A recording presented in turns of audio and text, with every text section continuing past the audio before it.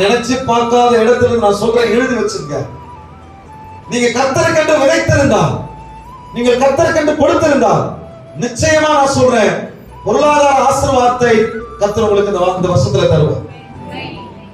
அதை தடை பண்ண ஒருவனாலும் முடியாது, ஒரு ஆவினாலும் முடியாது, எந்த சூழ்நிலையும் தடுத்து நிறுத்தாது. ஏனென்றால் நீங்கள் கர்த்தருக்காக கொடுத்ததை கர்த்தர் நினைத்திருக்கிறார், ரிமெம்பர் பண்ணியிருக்கிறார், நினைச்சிருக்கிறார் கர்த்தர்.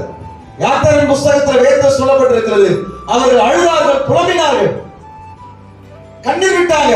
ஆனா அது தேவ சந்நிதியில போய் எட்டினது. எத்தனை வருஷம் கழிச்சு? 420 வருஷம் கழிச்சு போய் எட்டுச்சு. அப்ப கர்த்தர் அவர்களை நினைத்தருளினார்.